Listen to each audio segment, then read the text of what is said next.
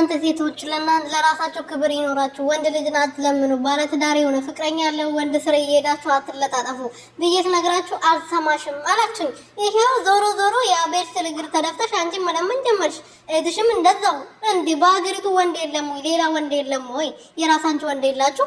የራሳችሁ ፍቅረኛ የላችሁም? የራሳችሁ ሰው አትፈልጉም?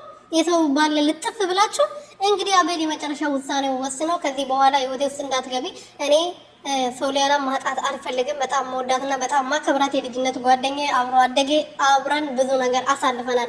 አንቺ ትናንትና የመጣች ሴት ነች። ስለዚህ አንቺ ሸኝቼሻለሁ፣ ከህይወቴ ውጭልኝ፣ አታፈልግኝም ብሏታል። እንግዲህ በጣም ነው ደስ ያለኝ። አቤል ጤነኛ ነው፣ ደህና ነው። ስቆ ራሱ መግቢያ ሰርቶ ነው እንግዲህ ታሟል ደግሞ ብላችሁ ምክንያት እንዳሰጡ ማለት ነው።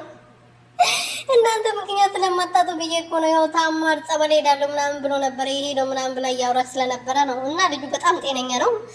ሰላም ሰላም ቤተሰቦቼ እንዴት ናችሁልኝ? እኔ በጣም ደህና ነኝ፣ እግዚአብሔር ይመስገን። በያላችሁበት ሰላማችሁ ብዝት ትርፍርፍ ይበልልኝ። ለዚህ ቤት ለዚህ ቻናል አዲስ የሆናችሁ ሰብስክራይብ እያደረጋችሁ ቤተሰብ እንድትሆኑ በትህትና እየጠየቅኩኝ የኔ ወርቆች ሰብስክራይብ አድርጉ እና ምንላችሁ ፈልጌ ነው። ማርታ እንግዲህ ዛሬም እያለቀሰች ነበረ። አቤል አልፈልግሽም፣ ከህይወቴ ውጪልኝ፣ በቃ እኔ ራሴን ህይወት መሮን ፈልግ